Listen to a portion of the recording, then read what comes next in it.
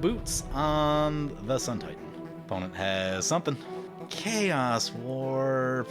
No. Wait, did it just come back? Oh my god, it just came back! We got it back! Today on Commander Replay, we journey back in time and take a look at the very first Commander deck that I ever played on this channel, Aurelia the War Leader. Next on Commander Replay. Hey guys, there's two great ways to support the channel. All links are in the description below. Come with me, my friends, back to the year 2017. Today I'm playing the very first deck that I ever played on this channel, Aurelia the War Leader, as of January 4th, 2017. Looks like we won the die roll, that's exciting. Oh god, 2017 Commander. 8 drops, you say? We've got 8 drops? Oh, Steel Shaper's Gift is so good, but the rest of this hand, with 2 equipment tutors, nothing to equip them to. Oh, I'm gonna mulligan. Oh, they're both in there. If we catch land, I'm gonna mulligan. Into blah.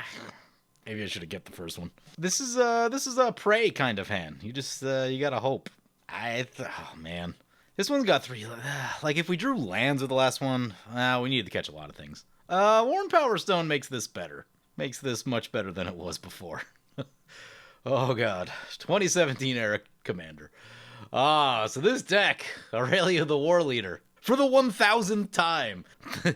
This is the 1000th video, part 2, so technically 1001. But let's have a look at this deck list. So, as far as I know, there were no changes to this deck list from its original posting, but 1 or 2 things may have shifted. I don't really have the records for that, because back then I did try to keep the deck lists updated at least a little bit. Like, I would circle back to Aurelia and kind of update it, so there might be a few changes, but so in that first video, I never actually flashed the deck list like I do right now. And so all of the cards that are visible in that video, I can see in the deck list, and I didn't see any discrepancies in that sense.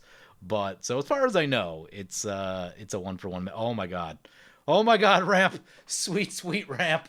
Card draw is still going to be a giant problem. We also don't have white mana, so I think we're gonna have to get busy with Hellkite Tyrant. Signet for opponent. Delta got their commander in. It's Keleth Sunmare. He said this is Horse Cat Rampage. I don't really know what that's going to mean. I guess he just gives them Menace and Death Touch and makes them bigger. Oh god, Fabro Elder. There's just nothing that good in this deck. Maybe this. That's about it, though. Yeah, we're probably going to need a Selfless Squire at some point. I've been wanting to get back to this card. This card can save your butt. It's maybe not as good as, like, Settle or Comeuppance, which is probably part of the issue. But is this in my +1/+1 counters deck? I can't remember. It should be. Anyway, let's play this mountain. Getting nervous about our land drops here. We can steal a Signet. God, would that Signet be helpful? Oh, would I love to catch a land tax or something. Yeah, so ramp and card draw are the big problems with this deck. I looked through the deck lists.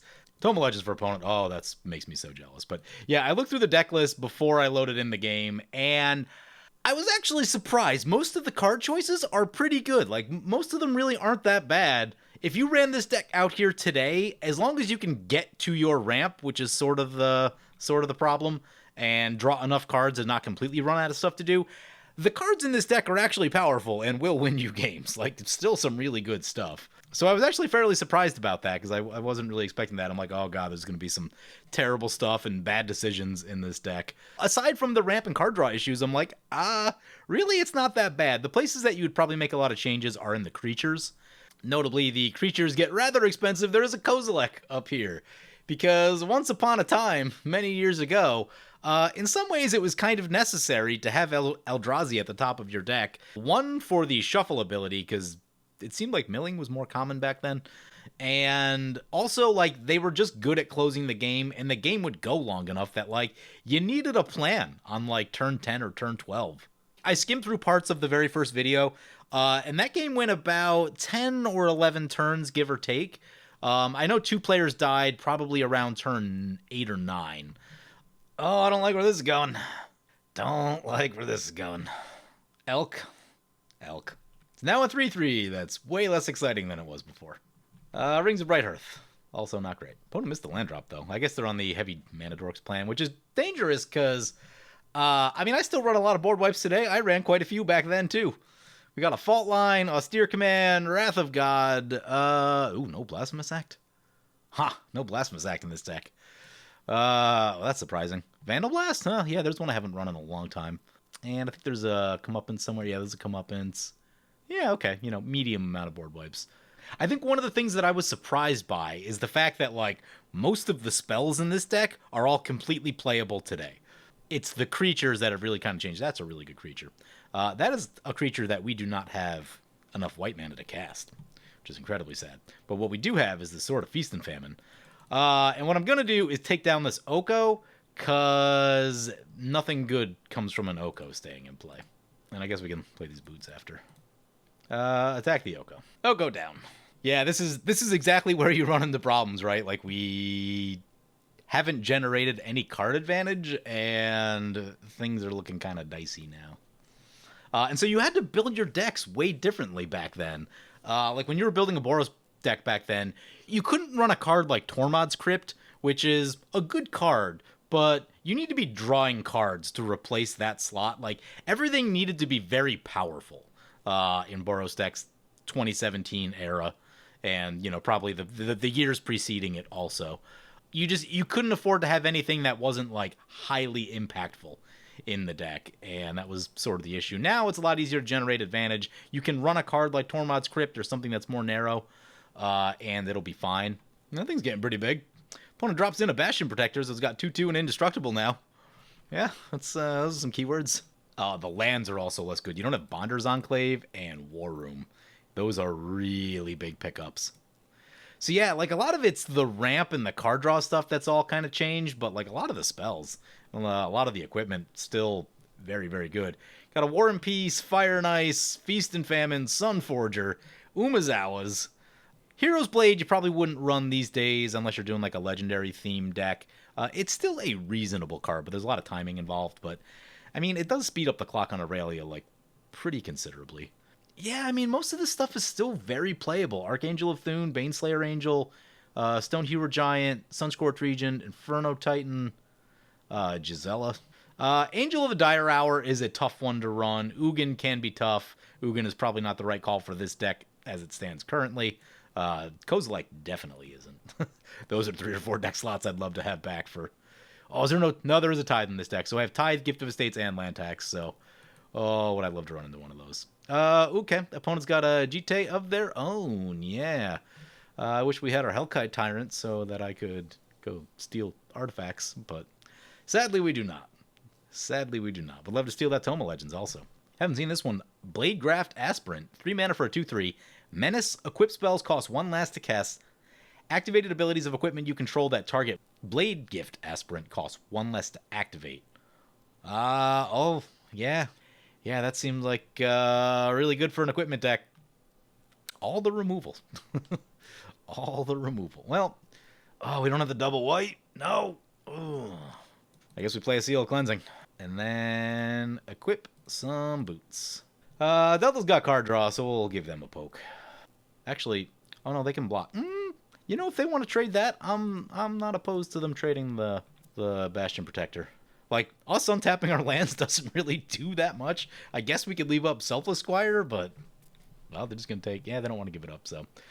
Yeah, I can live with that. Feast and Famine. So I've actually spent a non-zero amount of time thinking about how I would build a 2016 Aurelia deck. Mostly just for, like, I don't know, my own, like, sort of like as a test against myself. And kind of to see how far I've come as a deck builder. Actually, I've decided I'm just going to do an entirely separate video for that, so stay tuned for that later this week. I mean, it's funny that, like, the free equipped creatures really didn't start showing up until the past couple years. It is really strange that, like, Voltron has been a popular archetype for, like, I don't know, since the format's inception, and it took them ages and ages. So, like, at one point they printed Godo, and then, like, I don't know, many, many years after that, they printed, like, another creature that cared about equipment, and then the Stonehewer Giant, I guess. And a few years after that, Stoneforge Mystic. Those are probably pretty close to each other, but it's just weird. And then like, nothing for, like, 6 years. And then, Yeah, somewhere around like 2017, 2018, probably 2018. That's when they were like, oh, maybe we should make some equipment-focused stuff. And those cards help decks like this immensely. There's a 6/6 coming at us. I think we can hold. It's only 6. There's no swords attached to it or anything. Down to 34. So there's some other things that I made some notes to myself of things I wanted to talk about while I was going through this game. There are some other things that I think were interesting too.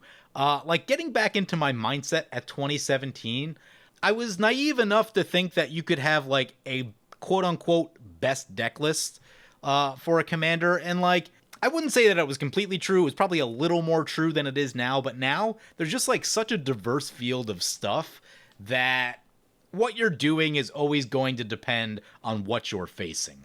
I didn't think about it in those terms back then. And like in my mind, there was one like perfect optimal build of Aurelia, and I was on a mission to find that build. And who did I work at it for a long time? So to give you guys some backstory, before I started the channel, so first video, January 4th, 2017, I started playing Aurelia. I don't remember the exact day. It would have been somewhere like between 2013 and 2014. Probably 2013. Actually, I think I can place it to what apartment I was living in. So probably 2013. And so I had recently moved to Austin, Texas in November of 2012. And after I first moved, I wanted to take a break from Magic. I was playing quite a bit before I moved, and I just wanted to like experience other things. So I didn't play Paper for probably 2 years after I moved.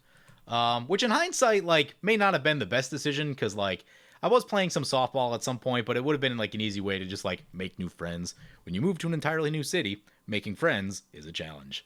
Probably not the best decision in hindsight, but also, I guess, on the other hand, like, I was also playing too much Magic, and I was aware of that, so, like, I knew that I needed to take a break, so I think that break was necessary. Anyway, somewhere after, I don't know, maybe a year of a break, I started getting back into Magic Online a little bit, and then I started tinkering around with Commander more and trying to find the red-white Commander that spoke to me. I mean, I've done the Gatherer search for red-white cards so many times, for the Commanders, for Sunforger targets. I've gone through all the creatures, just like all available creatures, so many times looking for ways to like solve problems and make the deck better. And like, I'm actually a crazy person. That's how many times I've gone through the Gatherer search looking for ways to make the deck better. And so at that point, I was playing a lot of 1v1, actually almost exclusively 1v1 Commander on Magic Online. And 1v1 Commander is super punishing. Not as bad as it is now, but it was still pretty bad back then, too. Like if you had a Mana Crypt, someone had a Soul Ring or a Mana Crypt, right? And you didn't, you were going to lose, right? In a 1v1 format, these things, I mean, they're already busted in multiplayer. They are basically insurmountable in 1v1. Opponent Vampire tutored. I'm sure that can't be good. Opponent cracks a fetch into a Rings of Bright Hearth. I am jealous. Now we might need to shoot that Rings. You know, I'm actually thinking about switching back to the Seal of Cleansing Aura of Silence plan, because, I mean, Sun Titan's still one of the best creatures in white. You got Savine's Reclamation now, and I've been using stuff like Restoration Specialist, which is a really solid card for equipment decks, and like any deck that has good artifacts and enchantments. Highly underrated card in Restoration Specialist. Because, you know, being able to use your removal a second time is like a pretty big deal. That's an Emil. Should I be scared about that? Yeah, this is probably going to need to get shot at some point. On the other hand, you do have like...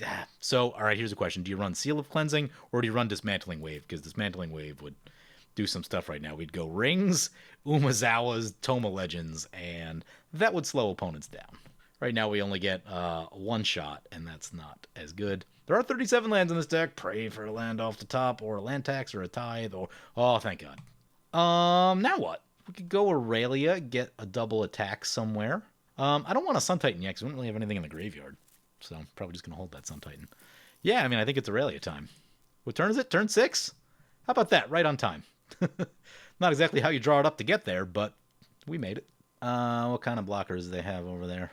Is that their commander? Yeah, I should probably introduce opponents here in a second. Moving the sword? Are we moving the sword? No, I think I'm just gonna... maybe we should move the sword. That's already got hexproof. If we move the sword, that really can't attack because it gets too small. Yeah, move the sword. We are a commander damage deck after all. There's very little open mana at the table. See, 1 blue. So, as long as it's not a Vapor Snag or something stupid like that, we should be in the clear. We'll attack Sherry for one of them.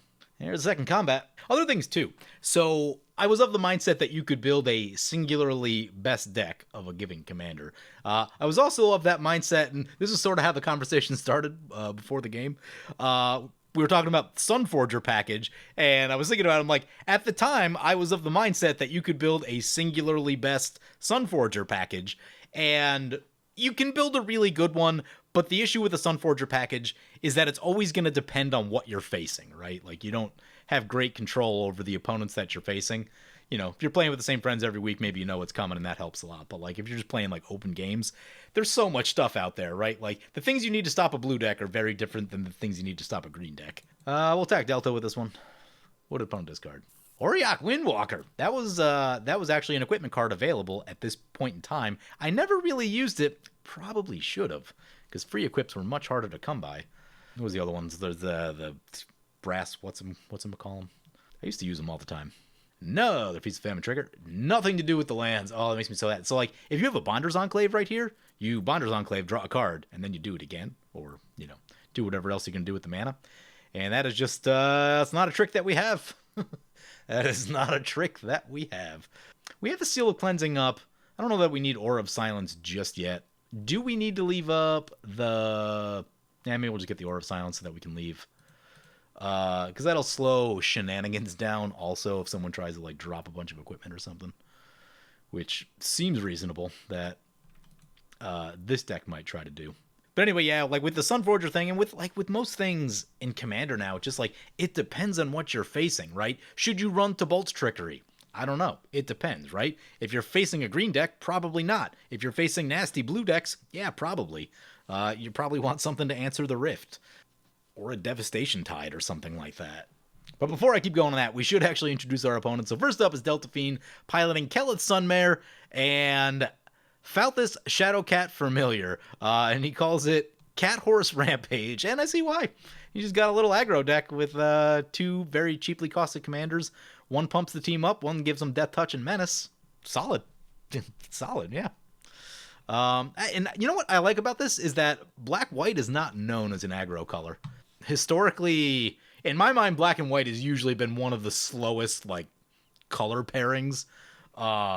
Yeah, there's some combos. There's a Revelar combo. There's like the Tesa combo and maybe one or two other things. But yeah, historically, black-white decks just like drag the game out and like slowly generate value. Like the thing that I'm thinking about is who's the partners there? Oh, they'll come back to me. The expensive ones. Krav and Regna. There it is. Oh, took me a second. Like the way a Krav and Regna deck plays, just slow and grindy, is how I envision like most black-white decks. So it is cool to see something that kind of changes the pace right here. And it's just like, it's just gonna come out swinging.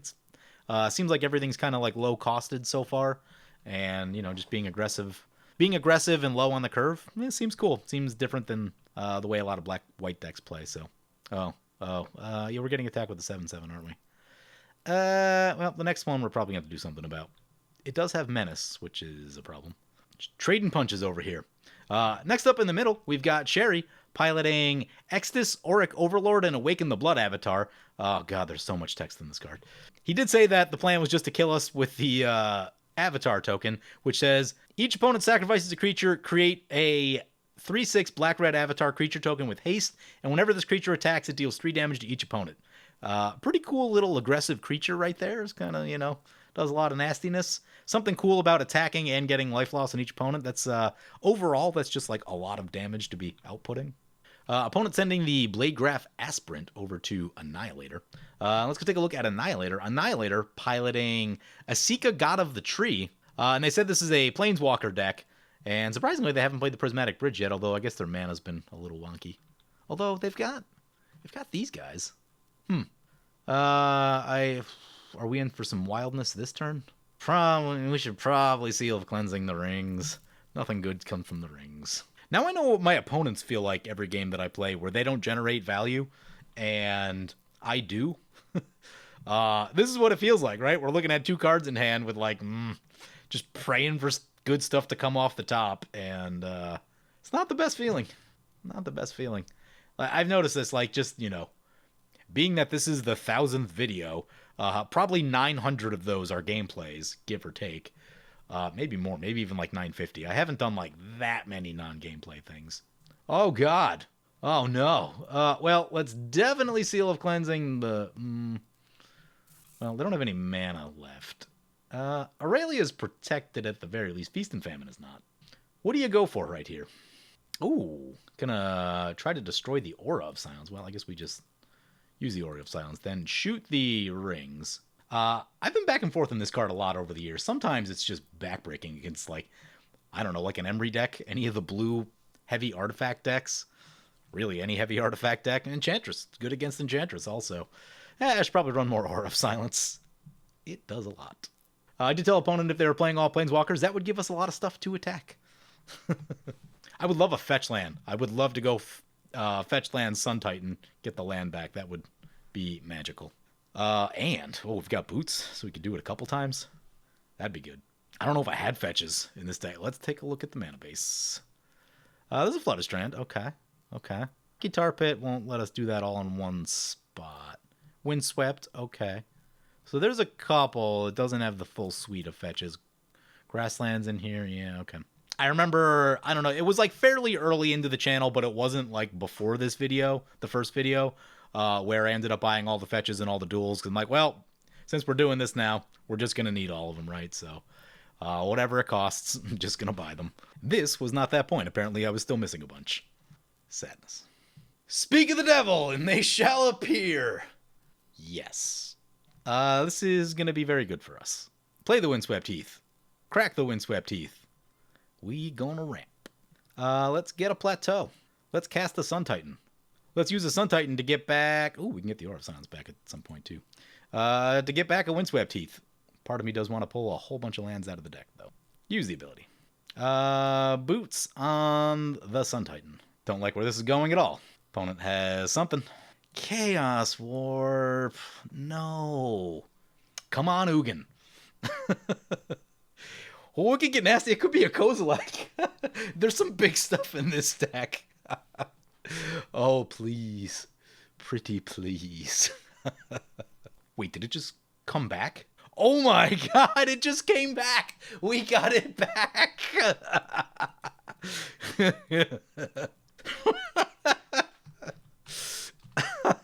Oh, the odds. 1 in 84. Probably 1 in 85 when it's in the deck. Nice, that gets back our Aura of Silence.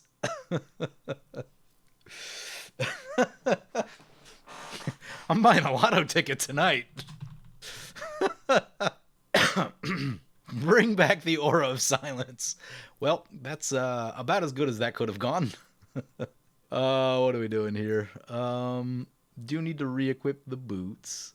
So what we'll do, we'll crack this one. You know what? We'll just get the Mistveil Plains right here. I want to make sure we get this, because if Sunforger shows up, that will be magical. Although we haven't run into any spells. There's sort of the question, too, is that Sunforger finds spells. These are not spells, but these work really well with Sun Titan. Move the boots. There's about to be some pain. Oh, don't be another one. No! Oh, no! Oh, you guys are killing me. You guys are killing me. Oh, that sucks. Well, it's a good thing we got the Mistveil Plains. I was worried. I was playing on the off chance that something like that could happen. Go to combat. Oh, we got this thing to deal with. This is way less threatening than it used to be. We ticked down. Wait. Oh, I hit the opponent. Oh, I meant to hit the Nicole Bolas. I think I misclicked. That's okay. We do need to hit one just so we untap the lands. So we have Selfless Squire up in case Delta wants to unload on us, which I think they might. God, I love Aurelia. Flying Vigilance Haste with swords. So good. I need to play more Aurelia. Kristen and I were talking recently, and like both of us wanted to just build like a straight aggro Aurelia list.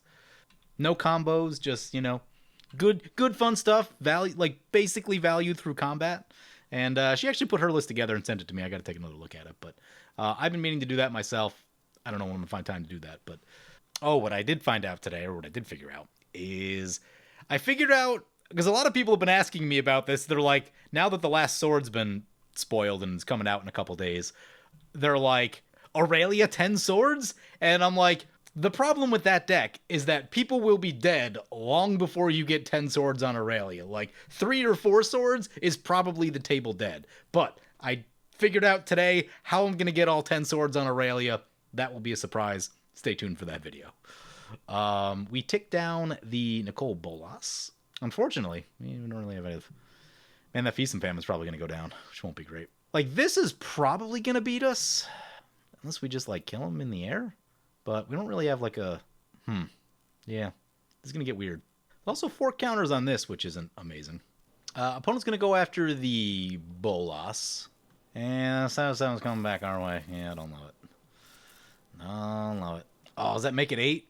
That does make it 8. 8 would kill us. So what do? Do we trade our 2 creature? Oh, it's indestructible, isn't it? Yeah, it is indestructible. Yeah, that's not great. Yeah, I mean, I don't think it's worth chumping. Selfless Squire it is. Selfless Squire ETB. Selfless Squire actually made an appearance in the very first video.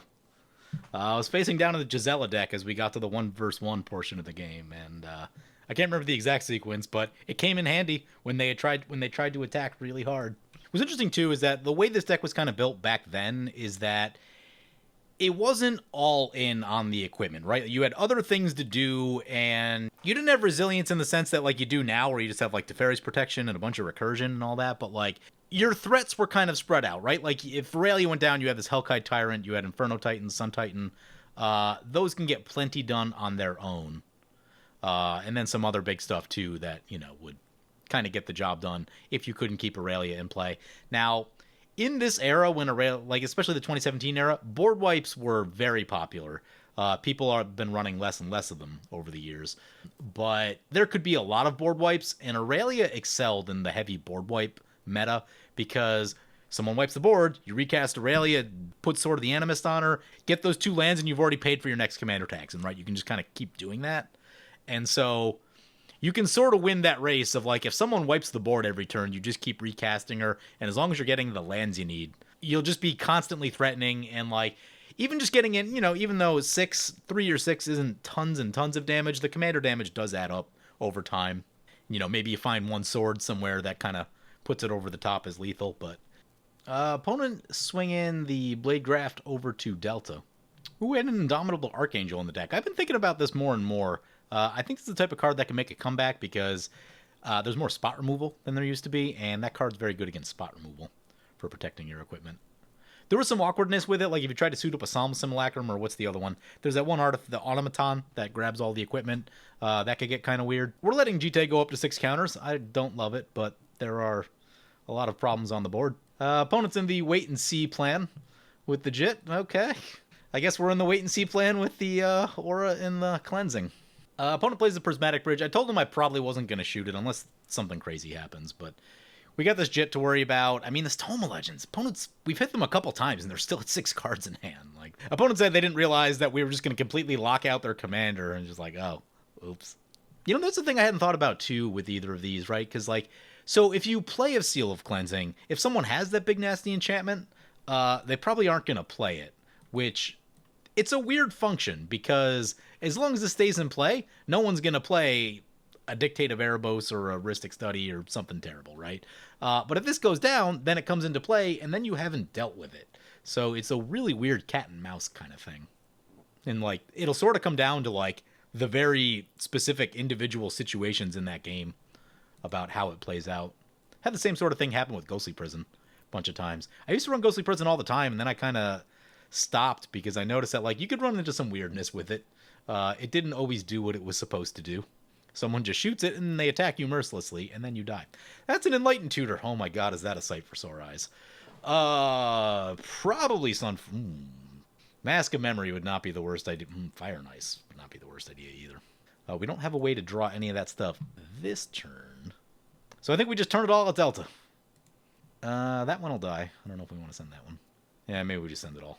Don't know if we can like survive another shot from... we're gonna have to block with some stuff if we do. Yeah, just send it. God, I wish we had a Bonder's Enclave. Oh, if he has more interact... Oh god, we're boned. We are boned.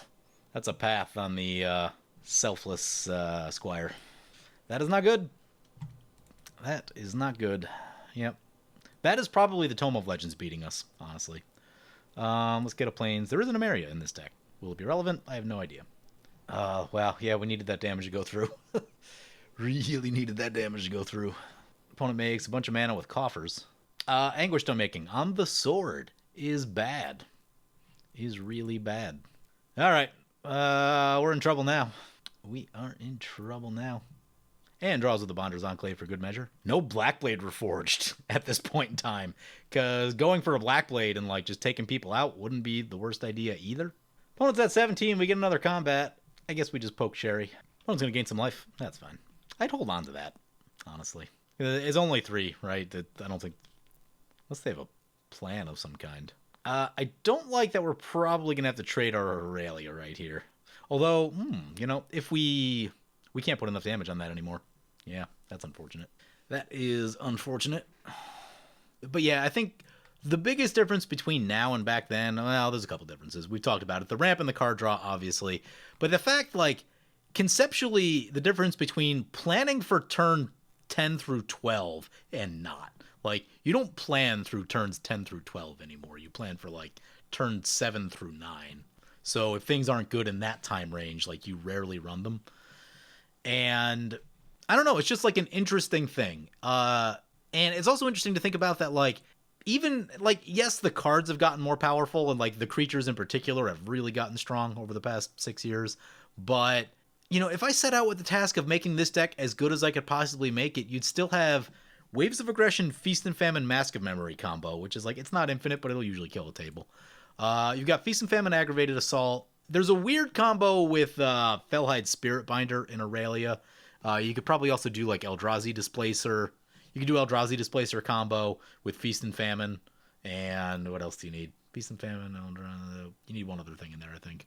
Oh no, you blink. Yeah, you blink Aurelia with the Eldrazi Displacer on tap with the Feast and Famine. So like, there are some combos that are available back then. They're less compact than they are now. Like, just cast a Hearth and Home is basically what it is now. But yeah, I do want to do this at some point. I should actually just do this as a deck building exercise. I want to build the best, like, we'll call it 2017 era deck that I can build with Aurelia. And then, like, there's some interesting stuff in here. The seals we've been looking at all game with Seal and Aura of Shards, or Aura of Silence rather. I've got Mother of Runes in here. I didn't run this card for a long time. Like, I forgot that I used to run it in this deck. Opponent's finally going to shoot this Bastion Protector. Yeah, this thing's been out here way too long, turning off all the board wipes. Yeah, that's still going to be a poke. I will say, up to this point in the game, we've been very, very lucky, right? Like, drawing 2 good mana rocks, particularly Soul Ring, was incredibly helpful. Was Feast and Famine in the opener? That might have been in the opener. We've been lucky in that at no point have we fallen too far behind. We definitely like lost a little bit of tempo in the middle where if we had a second white, we could have got Aurelia out there sooner, been doing more stuff. At some point we missed some land drops, but we made a few up with Sun Titan. In that regard, we've been lucky. Like, if we didn't catch some of those big things right when we needed them, we'd be much further behind and just kind of doing nothing. But yeah, what I was trying to get to is that I think the way deck building has evolved since 2017 is like, it's an interesting thing to look at. I'm not saying that I'm thrilled about it. There is something fun. When you have the amount of time, I mean, if you've ever blown someone out, where to go? With Angel of the Dire Hour, it's a lot of fun. I hope we have this for the next big attack that's coming in our direction. How's opponent still at 28? I feel like we put damage on them. We got 8 on them. I guess they stopped the big attack a number of times. Sending in Exodus. That's got double strike. Ooh, with that. This card gets really good when you have double strike. I've talked about this a handful of times. Umezawa's Jite is the highest variance equipment in an Aurelia deck. Sometimes it will straight up just win you the game by itself. Like, because if anyone tries to play anything that matters, you shoot it. If they don't, you pump Aurelia, and you're probably killing 2 players in the same turn. Other times, particularly if you don't have double strike or double combats, if you don't get enough counters to kill anything relevant, which happens less and less these days, but it used to happen more when things were bigger and slower, sometimes it doesn't do that much. Like, usually you need to get 4 counters on it before it really matters. 2 counters is usually a manageable threat. 4 is when it starts to become a bit threatening for opponents because you can kill, like, most commanders, like 75% of commanders with a -4, including this one. But yeah, so it always makes its inclusion kind of weird, right? So, because it also, like, it's sort of delayed value in a sense, right? It's not the same as hitting with like a Sword of the Animist where you just get a land right away.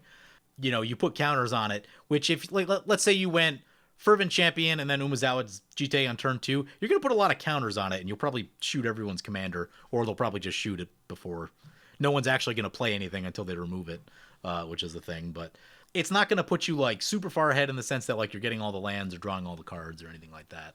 So it's a very interesting card. I don't run it in every single build of Aurelia. It depends on what I'm doing. If I'm more combat centric, like if I'm not on the combo plan, then it's definitely worth considering for a slot. And even in my combo Aurelia deck, I think I need to find a spot for Blackblade Reforged because, you know, if you can't assemble one of the combos, just throwing a Blackblade Reforged on there is probably going to win the game, right? You know, especially like around this stage, we've probably got like what 7-8 lands. You're talking about being able to kill at least one player in a turn, maybe more, depending if you've like stacked up damage the way we have right here. Opponent's got a Tezzeret. Yeah, that's not too bad. We can manage with the Tezzeret. But yeah, I think it's interesting the efficiency in deck building that's occurred. And you know, I think like the command zone played a big role in some of that stuff. Honestly, that's a thing to talk about too. So the command zone was much smaller in 2017. I forget what I don't remember exactly where they were. They were still one of the bigger Magic YouTube channels, or like they were growing very quickly at that point, I think. But it is interesting the impact that they've had on the format because they've gotten so big. And this is nothing against them, but because they've gotten so big and they have the ear and the eyes of so many people, their particular way of playing the format, oh god, Karn's Temporal Sundering, extra turn and bounce something.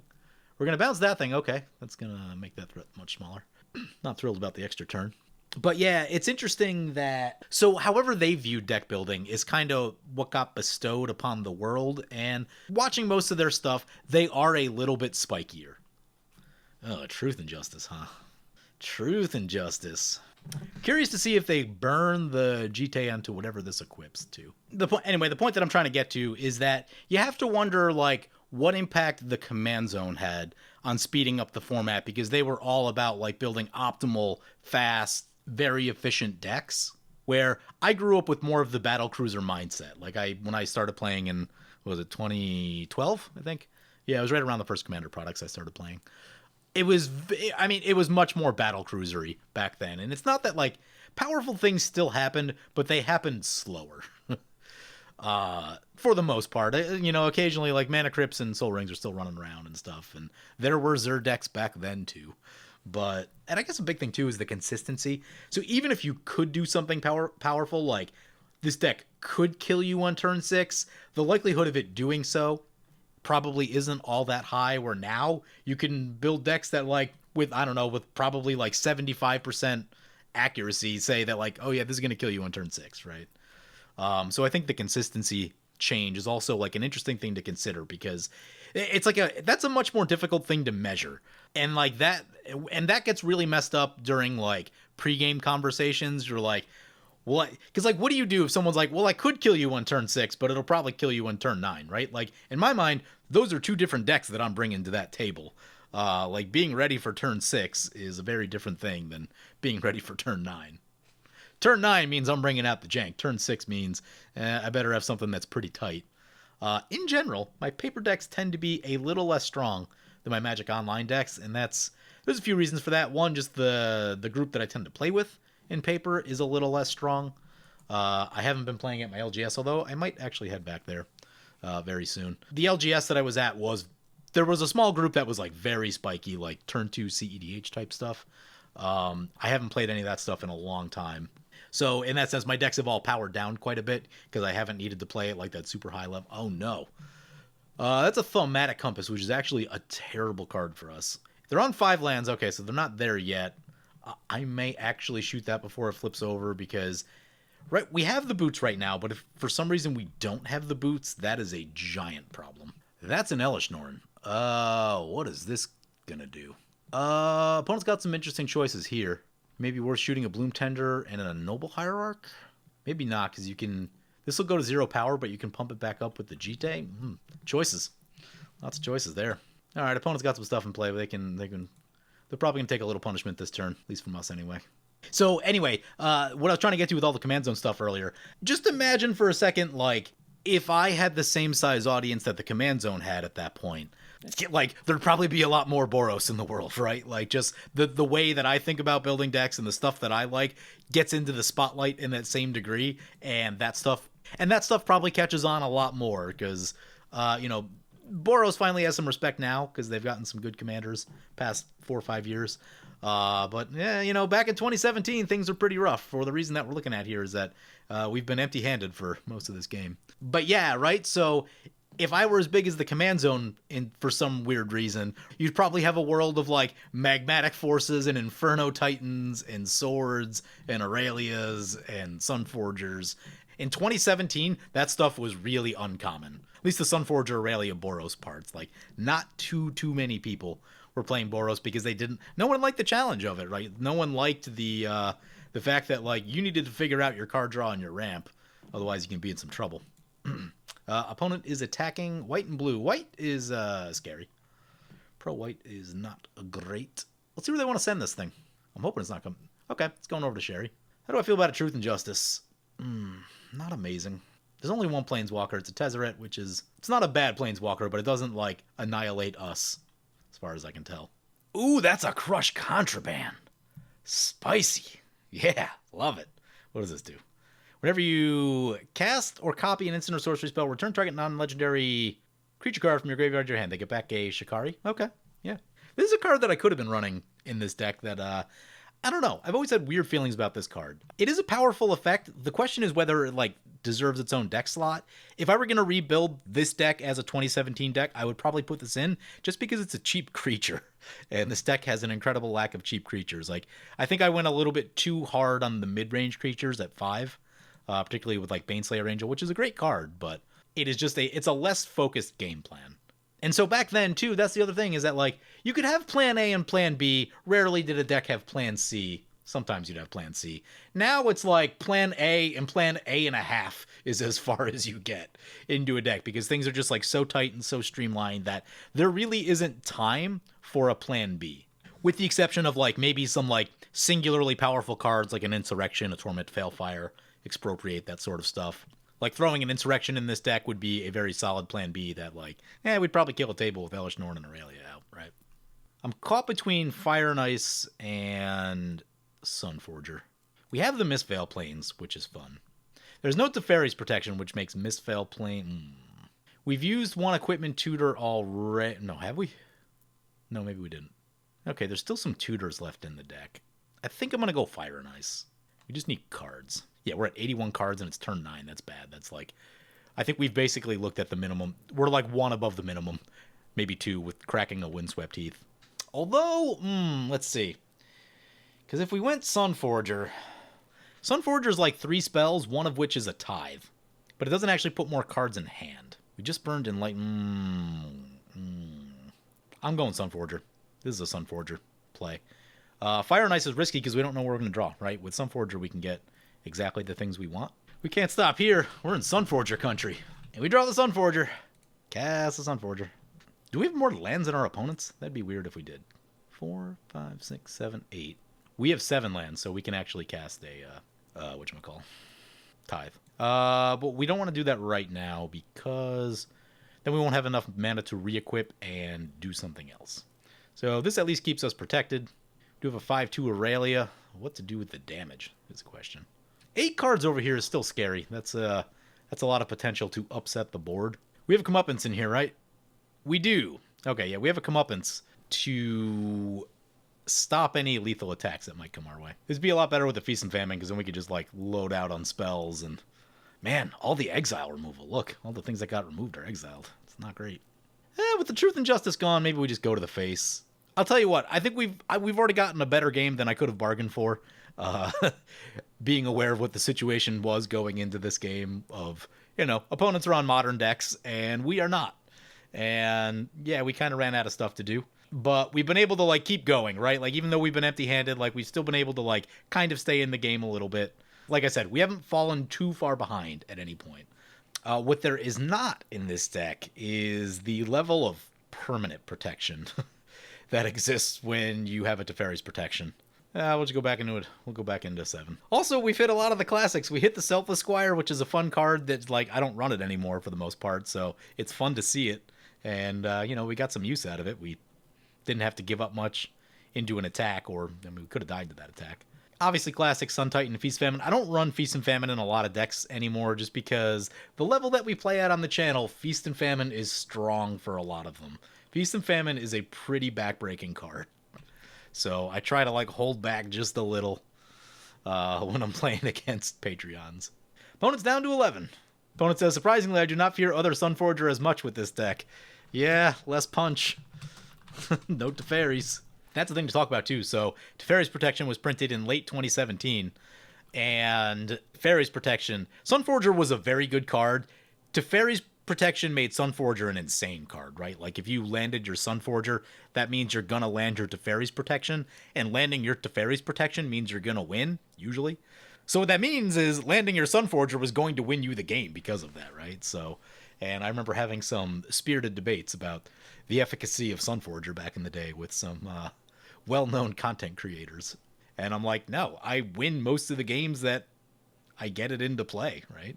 And they're like, it's too expensive, it's too expensive. I'm like, if you don't make 8 mana, you're not going to win the game anyway, right? That's a Dowsing Dagger, a card that makes me very jealous because that was also not yet available. I think that also came out in 2017, later in 2017. Because that is also, ooh, blockers, sweet, sweet blockers. Love it. Also, I'm having fun just leaving these out here all game. Been an absolute nightmare for our opponents. Opponent paid 2 extra for that Dowsing Dagger, although it doesn't matter too much because of the coffers. But, it slows them down a little, right? Eat up some of that coffer's mana because they still have 9 cards in hand, right? Probably cast an extra spell with that. One of the things, I'll talk about it, it's not in this list, but right around the time that I played this list, one of the cards I was experimenting with was Molten Primordial. And Molten Primordial is interesting. Against a situation like this where someone only has 1 or 2 creatures out, or this, it's very good because they're just wide open when you steal their one thing. Against a situation like this where they have 4 or 5 creatures up, it is much less impactful. But around this time, it was maybe late 2015 or so, had a Molten Primordial in my Aurelia deck. I was facing someone at the shop who had their own Aurelia deck, and they were probably equally as excited about it as I was about mine. He's like, oh, you're playing Aurelia? Let me get mine out too. So we had a double Aurelia game, and, me being me, I was like, oh, I'm going to beat this kid. Got to beat this kid, right? Because I was super spiky back then. Anyway, there was a really cool situation in that game. I forget exactly what happened. I cast my Aurelia. It got destroyed somehow. It may have been an Arc Bond from their deck or something like that. I can't remember. This game was a very long time ago. But what I do remember is that they cast their Aurelia, did some attacking, put some damage on some people, and then I cast the Molten Primordial and stole their Aurelia, and then just did all my shenanigans, because I am also an Aurelia deck, so I am well set up to use your Aurelia. And I think I took him out of the game with it, and then, from there, the pieces started to fall, because him and I were kind of tied for the lead. He tried to take the lead right there, and then, yeah, getting his commander stolen. Getting Aurelia stolen will make you lose a game so fast. Having played Aurelia as much as I have, that's why I run Homeward Path in every single deck, because losing an Aurelia in blue mind control stuff was much more common at this point in time. Losing an Aurelia makes you lose the game in a hurry. No attacks from opponent. Interesting. They could have got a shot over here if they wanted. They pumped this to 2/4. Because double strike takes down our stuff. Oh no, the plants died to the Ellish Norn. I forgot about that. Yep, well played, opponent. Well played. That's a play that I've made a non-zero amount of times in my life. The other one is Plants into Blasphemous Act is another big one. Another thing that doesn't exist, an interesting choice in this deck, is that there's no Godo in the deck, and there's also no Helm of the Host, because Helm of the Host makes Godo a lot better. Godo is fine. Maybe it's a little better than fine. It's above average. It's decent if you're well set up for it. Honestly, I think the problem is the ramping. If I had more consistent ramping with this deck, Godo probably makes more sense, because you need excess mana with Godo. But by itself, Godo, it's okay. It's an equipment tutor. It's a creature, but it's not as backbreaking as you would think without Helm of the Host. Like, it sort of just becomes a nice value play. If there's no other creatures on the field, it's fine. Or if the sword you get... oh, God, what does this one do? Exile target non-land permanent. Oh, I don't like where that's going. We do not have a Teferi's protection. Yep, there's where that's going. All right, well... Okay, what do we got to do? We need to Mistveil Plains Enlightened Tutor back into the deck. No Deflecting Swat, no Bolt Bend.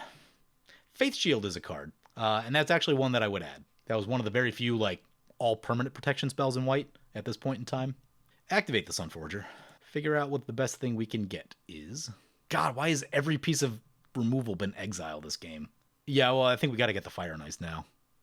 None of this other stuff is, like, quite good enough. Although, yeah, I think it's got to be Enlightened Tutor for Sword. So Faith Shield was not a card that was on my radar at this point in time. Faith Shield wasn't a card that I ran into until I played Feather, which was sometime later. And Faith Shield is one of those cards that actually made me spend time thinking about how I think about evaluating cards. Because you look at Faith Shield, you're like, oh, that's a Feather card. But when you step back, you're like, no, Faith Shield can be a really good card in any deck. Because protecting any singular permanent, especially in today's day and age, is very powerful. Like, whatever your value generator, whatever your good card is, oh, you want to make it do? Is there a way to get that Sunforger back? Opponent... Wait, who's got the Deflecting Swat? Sherry casts a Deflecting Swat. I am curious to see where this goes. Oh, Elishnorn probably, right? Sherry wants us to have a Sunforger. This is an interesting... What'd they get? God, we're wide open to an attack now. Oh, they exiled Tezzeret, it looks like.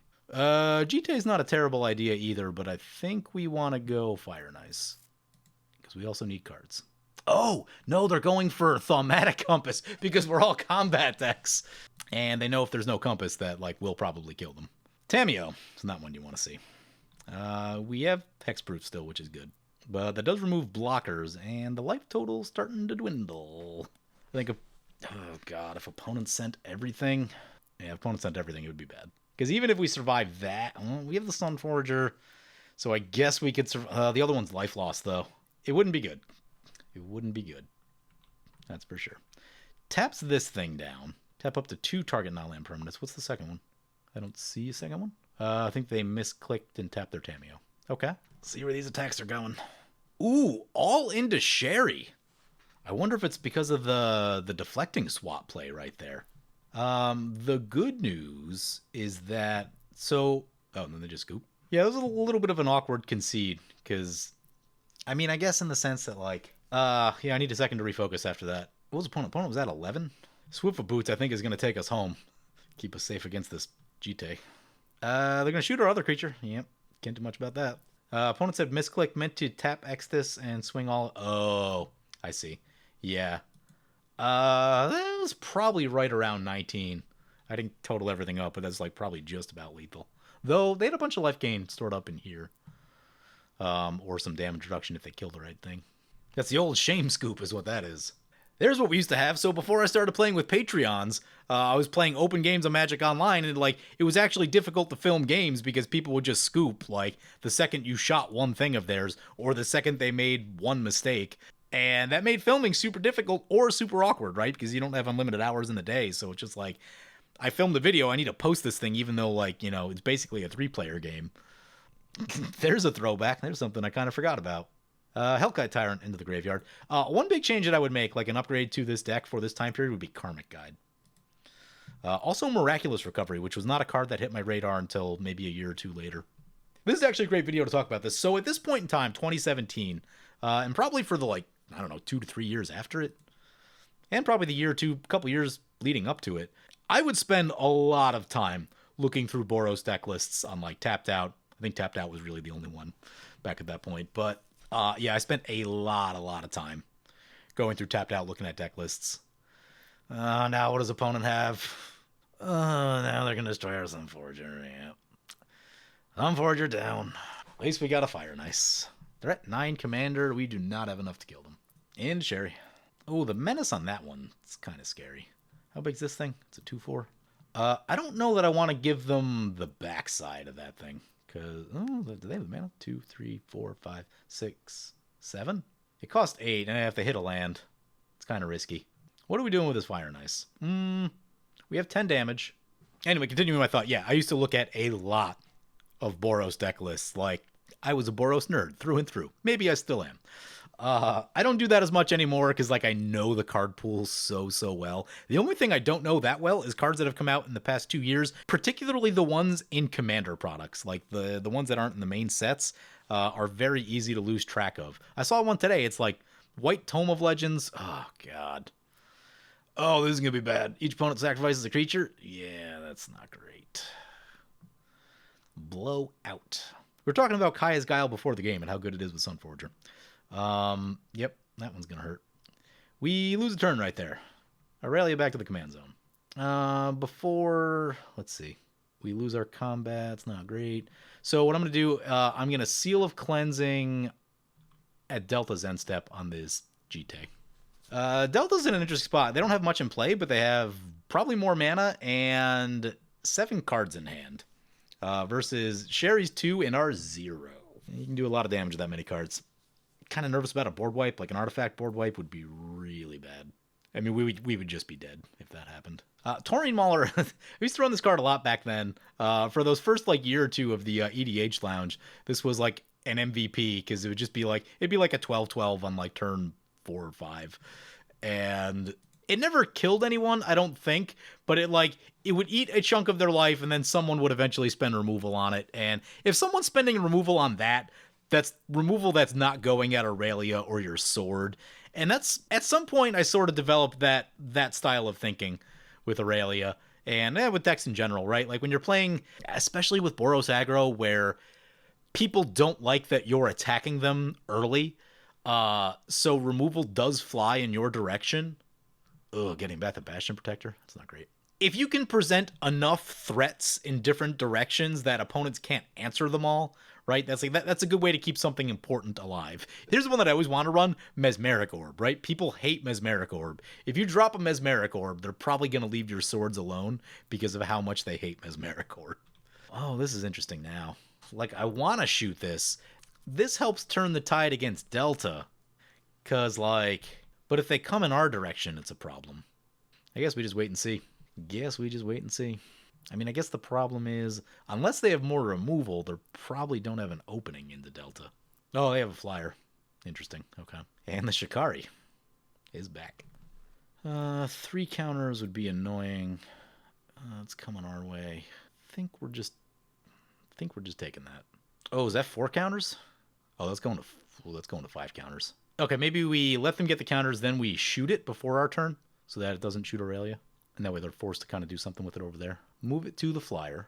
Uses some mana. Yeah, we shoot it now because it's not really going to hurt us very much now. Yep, they're going to kill the Bastion Protector. Love it. Funny story. If we recast Aurelia, put the sword on it, that gives us 14 damage. Delta is at 15. We are 1 short. Oh, I think they're going to get the commander also, so it'll be just the Sun Titan. Ooh, nice plays. I missed that. Nice. Yeah, the Jit's been in play long enough. Time for the Jit to go. Could have missed Veil Plains before I did that. Oops. Land. Play the land. Recast Aurelia. Pray that people are out of removal. Boots are on. Get the sword. Can't really take a Sun Titan hit. I mean, I guess we can. It's not going to feel good, though. Can kill this commander, but then we give him the backside. I don't know that I want to give him the backside. We might just be spreading the damage here. We will shoot this 1/1. Opponent goes down to 10. We draw planes, not the most helpful. Swing into Sherry this time. We're actually getting a really cool game. The game's at turn 11. Getting to see... it kind of feels like an old school game of Commander a little bit. At least from our side, right? It's not just drawing and ramping a million cards. Shoot the Shikari. Been having to make do with what we got. No one's just run away with the game. Love it. Wish more games were like this. And there's still a lot to play for here, right? Like, it's a close game. A big play from anyone could potentially take the game over. There's a Sunholm. If we can keep this in play and get Sunholm next turn, that probably seals the game up. But still a lot of cards over here, a lot of mana, a lot of things to worry about. Having to recast Aurelia probably would eat up too much mana. Draws a card, yep.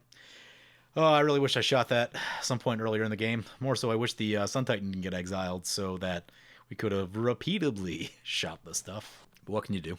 But yeah, I kind of miss these games like where you get to like the late game low resource mode. Now Delta's doing okay on resources, but like Sherry has been kind of low. We've been very low.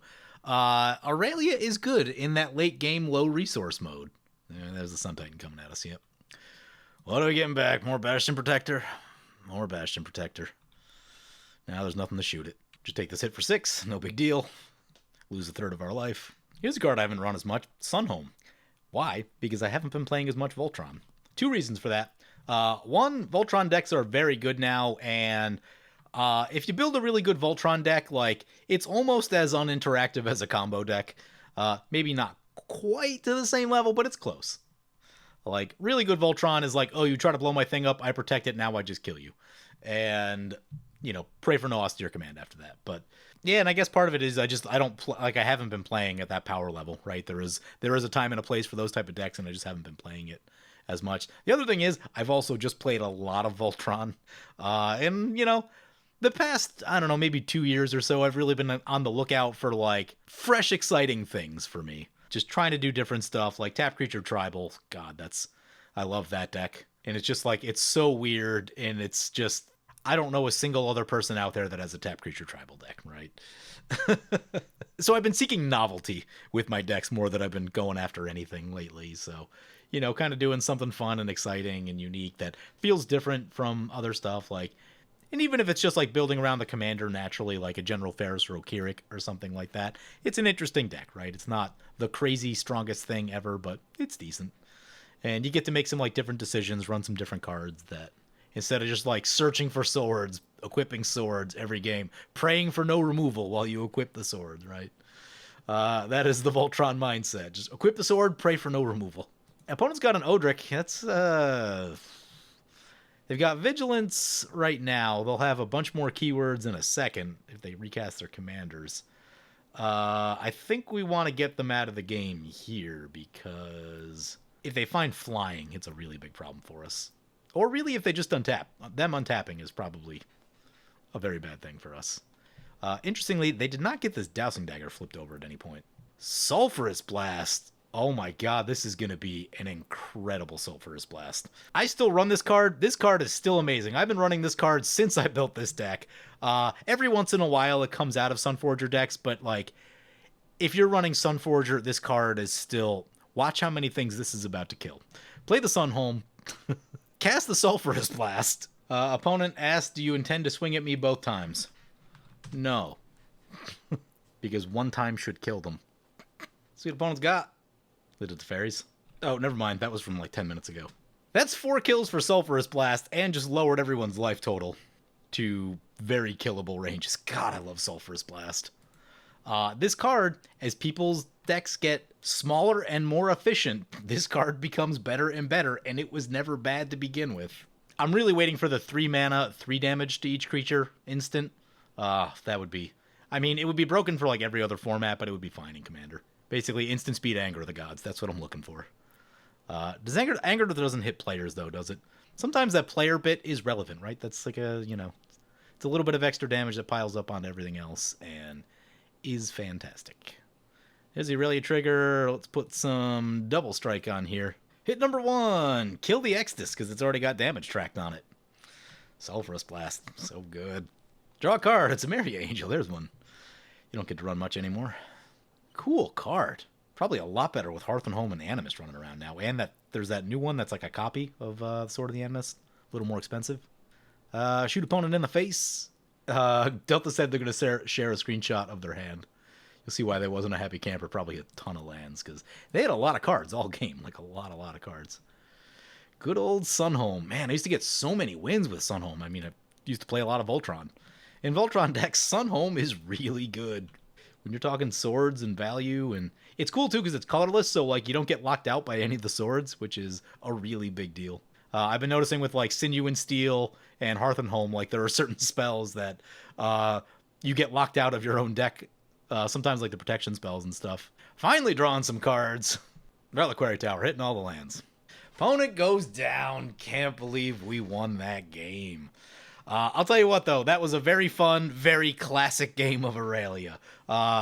basically felt like I stepped into a time machine right there. This game had a very old school vibe to it.